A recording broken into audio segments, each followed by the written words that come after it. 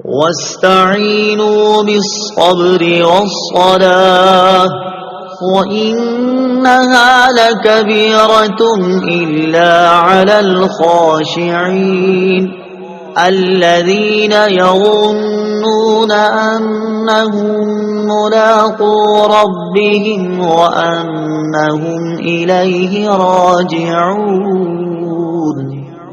ترجمہ: اور صبر اور نماز سے مدد حاصل کرو، اور بے شک نماز ضرور بھاری ہے مگر ان پر جو دل سے میری طرف جھکتے ہیں، جنہیں یقین ہے کہ انہیں اپنے رب سے ملنا ہے اور انہیں اسی کی طرف لوٹ کر جانا ہے۔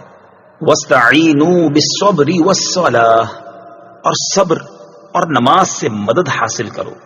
تفسیر صراط الجنان میں ہے، اس آیت کی ایک تفسیر یہ ہے کہ اس سے پہلی آیت میں بنی اسرائیل کو سید المرسلین صلی اللہ تعالی علیہ وسلم پر ایمان لانے، ان کی شریعت پر عمل کرنے، سرداری ترک کرنے اور منصب و مال کی محبت دل سے نکال دینے کا حکم دیا گیا، اور اس آیت میں ان سے فرمایا جا رہا ہے کہ اے بنی اسرائیل، اپنے نفس کو لذتوں سے روکنے کے لیے صبر سے مدد چاہو، اور اگر صبر کے ساتھ ساتھ نماز سے بھی مدد حاصل کرو تو سرداری اور منصب و مال کی محبت دل سے نکالنا تمہارے لیے آسان ہو جائے گا۔ بے شک نماز ضرور بھاری ہے، البتہ ان لوگوں پر بھاری نہیں جو دل سے میری طرف جھکتے ہیں۔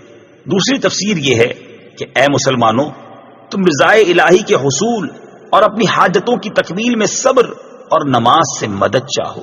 سبحان اللہ، کیا پاکیزہ تعلیم ہے! صبر کی وجہ سے قلبی قوت میں اضافہ ہے، اور نماز کی برکت سے اللہ تعالیٰ سے تعلق مضبوط ہوتا ہے، اور یہ دونوں چیزیں پریشانیوں کو برداشت کرنے اور انہیں دور کرنے میں سب سے بڑی معاون ہیں۔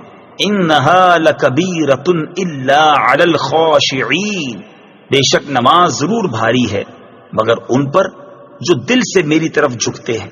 تفسیر صراط الجنان میں ہے، آیت کے اس حصے اور اس کے بعد والی آیت کا خلاصہ یہ ہے کہ گناہوں اور خواہشات سے بھرے ہوئے دلوں پر نماز بہت بوجھل ہوتی ہے، اور اس کو محبت الہی سے لبریز اور خوف خدا سے جھکے ہوئے دلوں پر نماز بوجھ نہیں بلکہ نماز ان کے لیے لذت و سرور اور روحانی و قلبی معراج کا سبب بنتی ہے۔